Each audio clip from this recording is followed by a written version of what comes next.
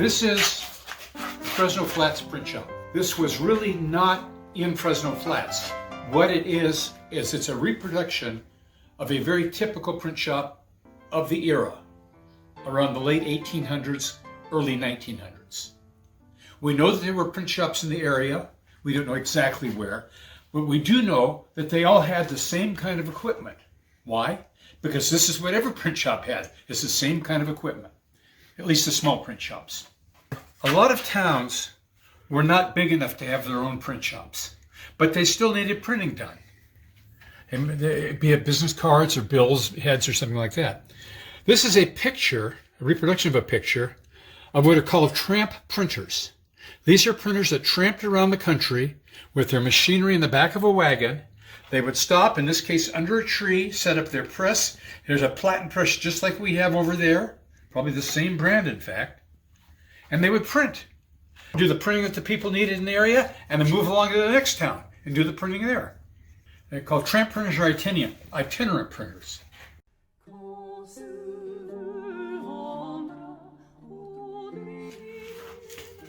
Printing as we know it really came about in the 1450s when Johann Gutenberg invented movable type and the printing press that we know it.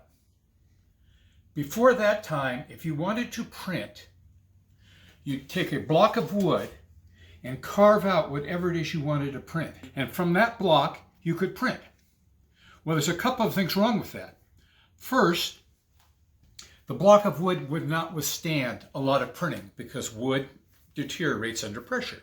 And second, if you're carving the block of wood and you make a mistake, you've ruined the whole block. You have to start over again. Gutenberg figured if he could find a way to make individual letters from which he could print, he could use the letters, print something, take them apart, and use the same letters to print something else. That's called movable type, because the type can be moved. Here are two large pieces of type. They're made out of wood. These were really used for printing. The wood is probably maple. It's very hard. It's polished very smoothly. And you can see that the letter is raised up and the background is cut down. So what happens, we put ink on the raised up portion, press a piece of paper against it, like this, press it down, and we can print. He developed the use of a press that brought even pressure on what he was printing. Before that, they would maybe put a piece of paper or vellum over their wood block and tap it with a hammer and a block. But Gutenberg saw the use of either an olive press or a wine press. In fact, he could bring the pressure evenly and print evenly. Right. He was an amazing person. He's listed as an inventor, as a mechanic, as a jeweler, any number of things. And he was that and more. He was the genius of his time because he could take all of these different elements and bring them together for one purpose. And that purpose was printing. What did he want to print? Well, before Gutenberg, very few books were actually printed. They were hand copied with a pen and ink. They usually had monks, religious people in rooms copying books. Books were unbelievably expensive in the hands of either the wealthy people or the religious people. The ordinary people didn't read because they could not get books. They were never taught to read because they had nothing to read. So Gutenberg had to develop a way to actually make the type. Now, movable type looks like this. This is an S and a Y, and you can see they can be moved. So I can say SY or YS. I can arrange them in any way I need. He had to make a way to make the type, to cast it out of molten metal. He had to figure out what kind of metal to use to make the type. He came up with the idea that lead would be very good because it melts at a low temperature. But lead is very soft. So he figured if he could mix something with the lead, it would make it a little bit harder and still workable. And so he put tin in it. And then he had to make the little molds for each of the letters. Oh, paper. He had to figure out how to make paper because they didn't have paper mills. And in the process, he had to figure out how to make ink because they didn't have ink. The man was truly a genius. His first project was to print a Bible. We don't know exactly how many copies of the Bible he first printed. Some people think 80, some people think 150. He printed most of them on a kind of paper. He wanted to print the Bible, and so he cast enough type to print it. And we're talking now about the 1450s, 1440s, in that era sometime, between inventing the printing press type and so forth and actually printing. There are still many copies of the Gutenberg Bible around. Printed part of them on paper and the rest of them on something called vellum, which is actually like a sheepskin. Very, very permanent, much more permanent than paper, but very expensive and hard to get and deal with. But it had a permanence, and that's why his Bible still exists. I have seen 2 original Gutenberg Bibles. I have seen 3 original Gutenberg Bibles. I've seen the one in Pasadena at the Huntington. I've seen the one at the Library of Congress. And I visited Johann Gutenberg's museum in Mainz, Germany. Nice. And there's a copy of it there. The Bible itself is a wonderful piece of printing, but it is truly a work of art. The printing is beautiful. Even to this day, I'm awed, and I'm a printer, and I'm awed by the quality that he was able to derive from the seemingly cumbersome equipment that he used. Gutenberg provided the means of printing. But what did that mean in Europe, where he was, in Germany, France, Spain, and eventually England? It created revolution because people could communicate with each other. If you wanted to get a group of people together, you had to go from person to person to person, or maybe handwrite a note and put it up in the local tavern or shop. With Gutenberg, they could print notices of meetings and things like that. Put a stack of the notices around, passed out, and instead of reaching 5 or 10 people, they could reach hundreds. To show you how important this was in his time, today we marvel at the internet. Gutenberg's invention was every bit as miraculous as the internet is to us. It did the same thing. It allowed rapid communication to a lot of people, and it was just as amazing then. Printing spread very rapidly through Central Europe after that. Again, France, which ultimately brought about the French Revolution because they could again print broadsides and things like that. Commercially, it brought about a great transformation. It took about 20 years for printing to reach England for some reason. It spread to the other European countries, but not across the channel. And finally, it reached England and again grew there, and then of course grew to the United States as we know it now, to America.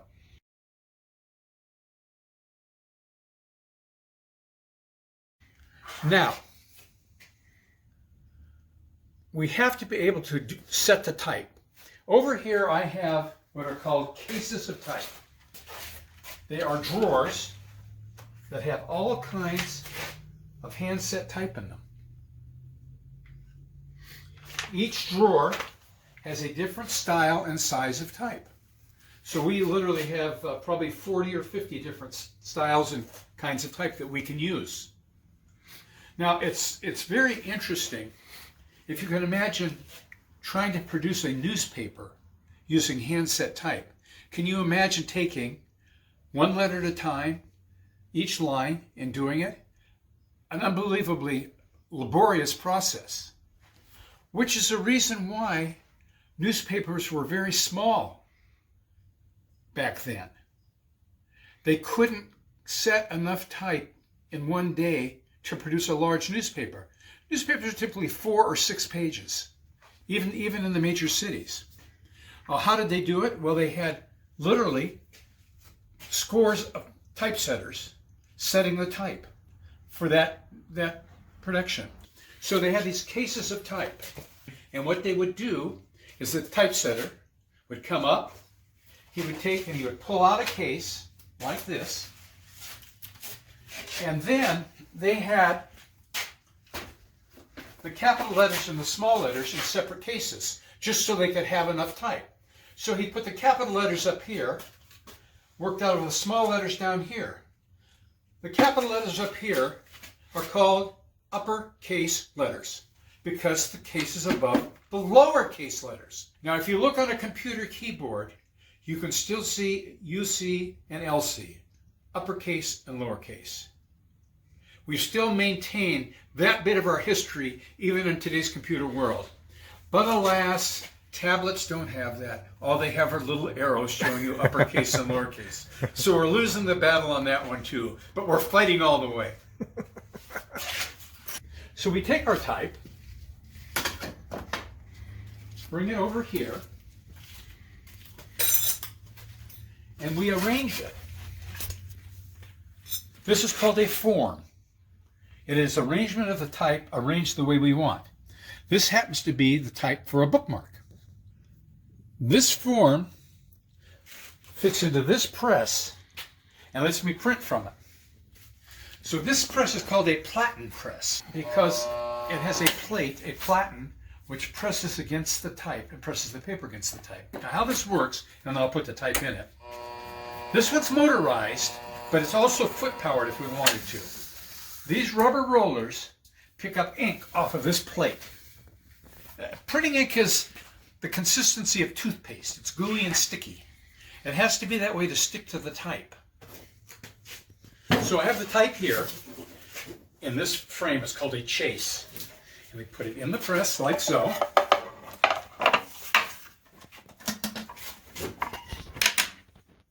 This press was made in 1908. Same style press was made in the mid-1800s for sure, and was continued to be made into the 1900s, and actually into the 1950s or 60s. This is made in, it's a Chandler and Price platen press, and made in Ohio, which was where a lot of printing machinery was made for some reason. And it's very simple, but it's very precise because so the ink would roll across the type, and I pull this lever, which allows it to move closer to the type. It prints like so. You can't see because there's no ink on it. Yeah. So normally, if I were actually printing,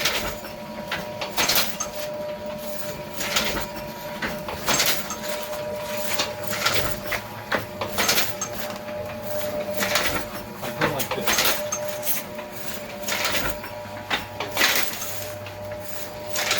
Print.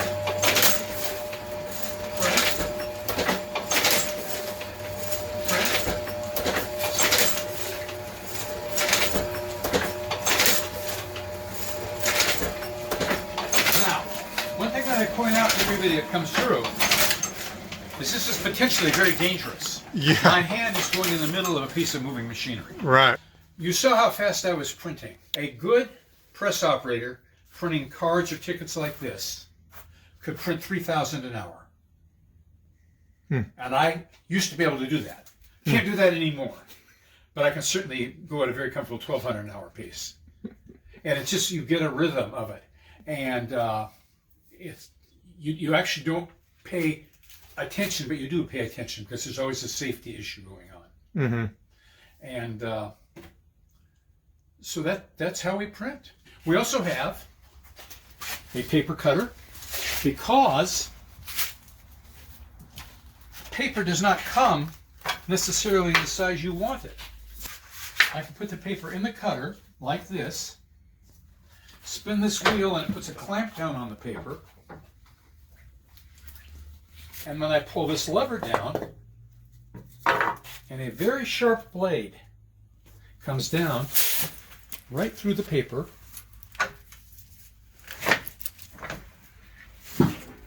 And we'll cut a full stack at once. I can cut up to about 500 sheets of paper at a time. Very accurate. Again, this is a very potentially dangerous piece of machinery. Mm-hmm. Because it doesn't care what it cuts. I'm either very good or very careful because I still have all 10 working presses and other pieces of machinery.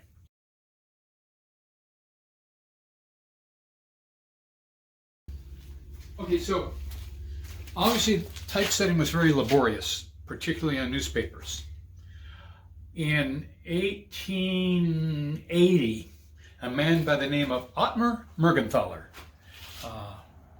Swiss or German, probably German, decided he was going to make a machine that would set type. He had a couple of financial backers who needed great amounts of printing done, and they couldn't get it done, so they financially supported him. He was a watch and clock maker, of all things, that invented this machine. And what it is basically, it looks like someone who worked with clocks. He went insane. He truly did. But he was a mechanical genius. This machine sets type a line at a time, not a letter at a time. And what happens is, the person running the machine sits here. We're going to gamble. At this keyboard and sets type. These little molds drop down from this magazine. These are actual little molds of the type.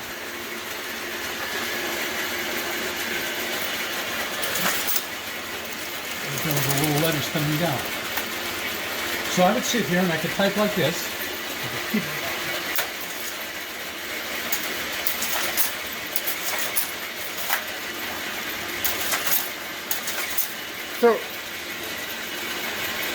So where are those coming from? They're coming from up here, dropping down these little chutes. But you don't have the lead. It's not turned on, I certainly do. So then what would happen is, now this is going to be iffy. You're not going to get hurt, but it may not work. This is a transfer mechanism. It transfers these molds into the casting part where the lead is injected in. So I raise it up like this. Those are the little molds, and they go over here. Okay, you ready for the next spectacular part? Make sure everything's okay. Not okay. Where they go here. Select sponsors. Take your time. I'm going to.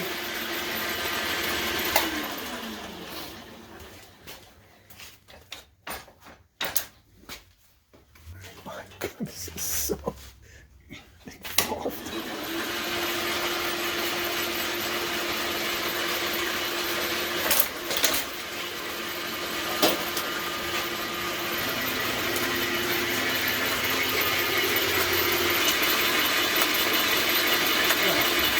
That would have injected the mold. Now this is the neat part of this machine. Those little molds are now up here. They've gone through the whole cycle. This machine is going to transfer those little molds up there where the machine is going to distribute them back into the exact channels where they go. Because each one of those little molds has a key combination on it that tells it which one of the 90 channels it goes in. And they drop in the right spot every time. Down into this part of the machine, the casting mechanism, hot lead is going to be injected into those molds. And where is the casting mechanism? Right here. There's a plunger here. This would be molten lead. This plunger comes down under pressure and squirts the lead into the molds. Okay, well, let me send it through and you'll see. I'll say when.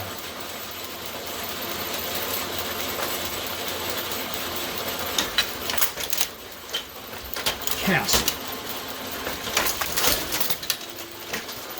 The line of type would come out here. The little molds would go back up there, and in the meantime, I'm setting the next line. So the molten lead goes in there. It must cool really fast. Very quickly. In a matter of seconds, it's cooled enough to be ejected out, and it's still hot. I can hold it in my hand if I keep it moving. Really? It's solid. And then, of course, we can print from this type. And when we're done, we take the lead and melt it down and use it again. We were recycling way back when. Right. So I'm going to send this through, and again, like the little molds.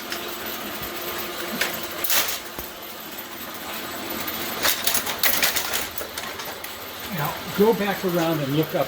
You can watch the little molds go past. And they're each dropping into their proper channel.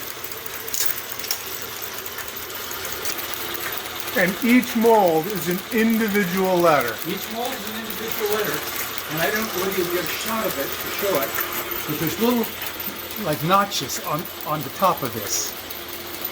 Those notches are keyed to drop-off points on the rail that they run on. So when it reaches the right point, it drops down, it goes right into the channel.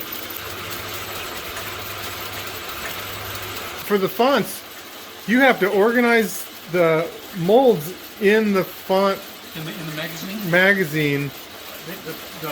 If I were buying new mats, these are called mats, little molds. If I were buying new ones, they would come in a box. I would just drop them into the machine like I did here, send them through, and it would put them in the magazine. It knows.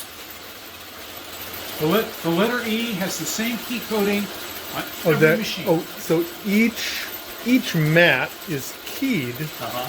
so that it goes in the proper position in the cassette, In the magazine. in the magazine. And there are 90 channels, so we have a total of 90 characters. So we have capital letters, lowercase letters, numbers, punctuation, spaces. They all accumulate to almost 90. Okay, so you don't have to set the No. magazine. No. And when I want to change from one style type to another, I take this magazine off and replace it with one of those. And the same keying and everything works throughout. So then when you type here, Yeah. it pulls the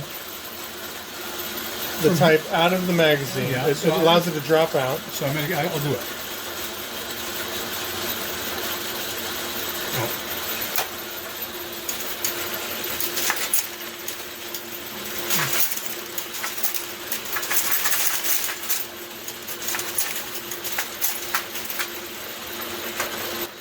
Like that, and then again the same process.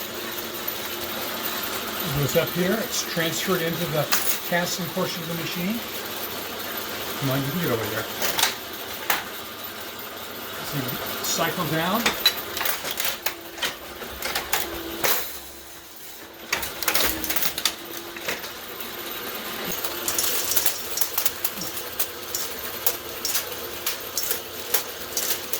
And that's returning it to the magazine.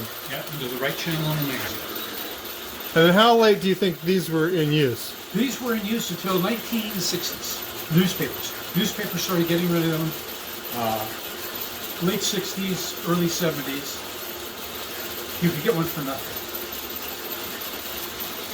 I wish I did. I did. I had a couple of them. Yeah. And so those mats come in and they line up with the mold. And the lead's injected. So this part of the mold gives the body to the type. Like this. So this would be coming out of the mold like so. If it would fit in, but it's too tight because it's cooled down. And then the little mats would go like this and line up like so, and the lead would be injected. And so when this machine starts this casting process and it locks up to make the cast, it's unbelievably tight because that lead's going in at very high pressure. Oh, really? Oh, yeah. Obviously, a clockmaker would have thought of all Yeah. this. And if you look at pictures or see things on true large antique clocks that have a lot of mechanisms, the sun and the moon and all that. Yeah, right. They're all interrelated. Yeah, right. And so it would be a natural progression. My goodness. That must have taken... Took them about 15 years to develop it, I think. So prior to this, It was all handset at that point. all handset. Yeah. And they're saying, how can we come up with a And way to make this? It was, I believe, if I remember my readings correctly, it was a couple of stockbrokers that needed things printed, and they couldn't get them printed fast enough because the typesetting was a prospectus or something like that. Yeah. If they needed a perspective to go out to potential clients, it took them so long to get the typeset by hand that they said they would finance the development of this machine. Now, in a newspaper, they would probably have a row of 20 of these machines, or even more. I mean, I worked as a Chronicle and Examiner in San Francisco. They had a lot of them. And in later years, instead of having somebody sit here at a keyboard, they used a paper tape, a punched tape that was generated out of a computer to run the machine, to set the actual, cause the mats to drop down. Same machine, it's just a different keyboarding type of thing. And then they would have one operator monitoring 2 or 3 machines at the same time, all turning out at high speed. And it was amazing. Wow.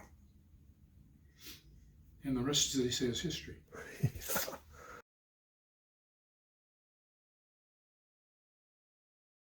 When I was about 11, probably about 12, 13 years old, I walked into a print shop in the town I grew up in, Campbell, California.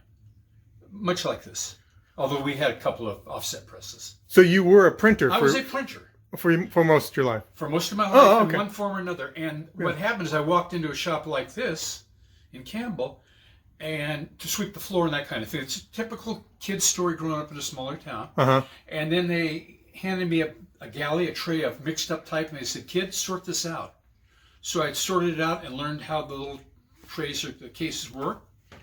And then they let me watch a press running while they went next door and picked up a Coke. And so I learned to run the press. And the shops that I started in had basically the same kind of equipment. Now we're talking about the early 1960s, maybe late 1950s. This kind of equipment was still being used commercially. So Campbell, that's in the Bay Area. That's in the Bay Area. That's part of San Jose now, for all intents and purposes. Okay.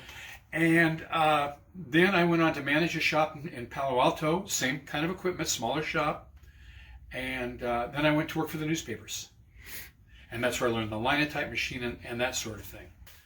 It's funny, I printed always so I could do something else.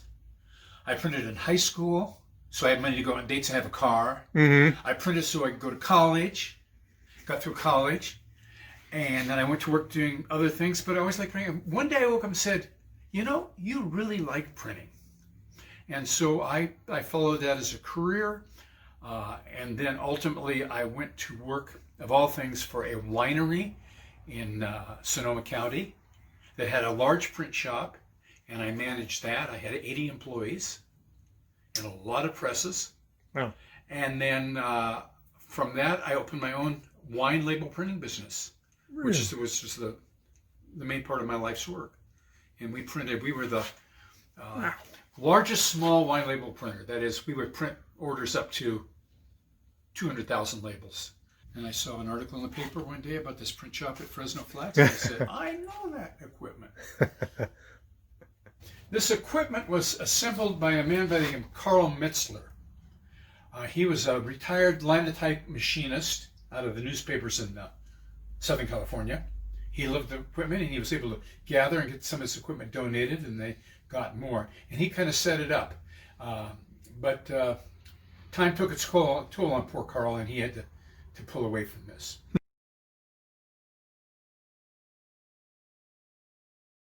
I think that Gutenberg was the Steve Jobs of his era. Yeah. Same vision, saw beyond a wine press and making paper. He had a vision, much like Steve Jobs. And I'm sure Gutenberg was just as much of a pain in the ass as Steve Jobs. Geniuses like that. Yeah. But yeah, it's interesting impact on society and everything. And in some ways, similar impacts, different mechanism. But again, the imparting of information to people. Do you think that we would have the world situations we have without the internet, like in the Middle East, where they could communicate They meaning different groups, Right. groups. Same thing, different media. Right. Yeah, it's taking communication to a whole new level. Yeah, This is and put maybe it the in the first hands step. of common people. Yeah. I mean, insofar as computers are concerned, I got involved with them a lot in the newspapers when we were transferring over to computerized typesetting and so forth. It was very specialized at that point. Now anybody, you've got more power in that than any of the computers we had when we were setting the newspapers up, and that's just how things progress. Yeah, and it was a progression, right? Yeah. At first, And everything was word of mouth, and it was hard to. yeah, and then literally the French Revolution owes a lot of its happenings to printing, getting information out to people. Right. People, the other than the aristocracy and the religious, didn't read. They didn't have anything to read. Mm-hmm. They didn't write. Printers, insofar as tradesmen were concerned, were always the elite, because to be a printer, you had to be able to read. Mm-hmm. And if you want a real experience, I don't know whether you've ever been down there, go down to the Huntington Library in San Marino.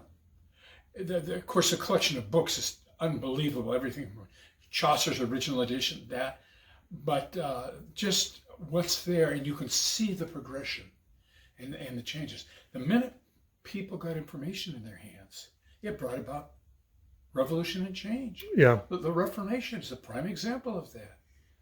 Martin Luther nailing his things on the door of the church in Wittenberg, that was very primitive at that time. But once you had exposed a massive information to people, Right. you could unite them. And yet, people didn't think anything of it. You know, somebody once said, if I knew I was making history, I would have paid more attention, you know. We just go along, oh yeah, that's nice, we'll do this now. Oh yeah, I can have a camera on my phone. Who would have thought of that? Yeah. And yet we just take it for granted. We're looking at the next thing to happen.